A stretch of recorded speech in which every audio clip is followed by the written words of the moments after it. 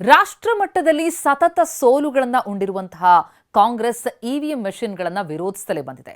EVM ಬಗ್ಗೆ ಅನುಮಾನ ಹೊಂದಿರುವಂತಹ ಕಾಂಗ್ರೆಸ್ ಇದೀಗ ಕರ್ನಾಟಕದಲ್ಲಿ ಒಂದು ಹೆಜ್ಜೆ ಹಿಂದಕ್ಕೆ ಹೋಗೋದಕ್ಕೆ ತೀರ್ಮಾನಿಸಿದೆ. ಅಂದರೆ ಪಂಚಾಯಿತಿ ಚುನಾವಣೆಗಳಿಗೆ ಬ್ಯಾಲೆಟ್ ಪೇಪರ್ ಬಳಸುವುದಕ್ಕೆ ಕ್ಯಾಬಿನೆಟ್ನಲ್ಲಿ ನಿರ್ಧಾರ ಆಗಿದೆ.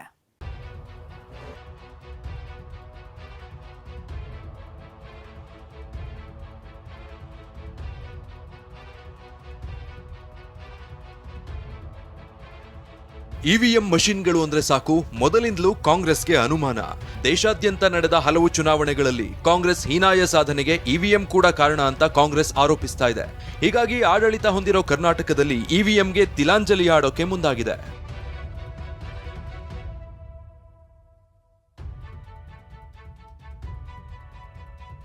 ಇವಿಎಂ ಮೇಲೆ ಕಾಂಗ್ರೆಸ್ಗೆ ಅನುಮಾನದ ಎಫೆಕ್ಟ್. ಪಂಚಾಯತ್ ಚುನಾವಣೆಗೆ ಬ್ಯಾಲೆಟ್ ಪೇಪರ್ ಬಳಕೆ. ಇವಿಎಂ ಅಂದ್ರೆ ಸಾಕು, ಕಾಂಗ್ರೆಸ್ ನಾಯಕರು ಕನಸಿನಲ್ಲೂ ಬೆಚ್ಚಿ ಬೀಳ್ತಾರೆ. ಪಾಲಿಕೆ ಚುನಾವಣೆಗಳಿಂದ ಹಿಡಿದು ವಿಧಾನಸಭೆ ಹಾಗೂ ಲೋಕಸಭೆ ಚುನಾವಣೆಗಳಲ್ಲಿ ಕಾಂಗ್ರೆಸ್ ಹೀನಾಯವಾಗಿ ಸೋತಿದೆ. ಇದಕ್ಕೆಲ್ಲ ಇವಿಎಂ ದುರ್ಬಳಕೆಯೇ ಕಾರಣ ಅನ್ನೋ ಸಿಟ್ಟಿದೆ.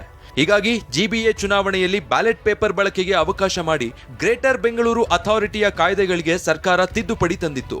ಇದೀಗ ಗ್ರಾಮ ಪಂಚಾಯತ್, ಜಿಲ್ಲಾ ಪಂಚಾಯತ್ ಹಾಗೂ ತಾಲೂಕು ಪಂಚಾಯತ್ ಚುನಾವಣೆಗಳಲ್ಲೂ ಬ್ಯಾಲೆಟ್ ಬಳಕೆಗೆ ಅಗತ್ಯ ತಿದ್ದುಪಡಿ ತರಲು ಸಚಿವ ಸಂಪುಟ ನಿರ್ಧರಿಸಿದೆ.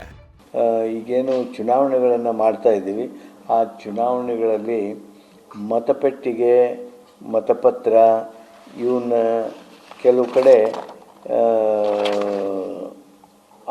ಹಳೆ ಆ್ಯಕ್ಟ್ನೊಳಗೆ ಇಲ್ಲ.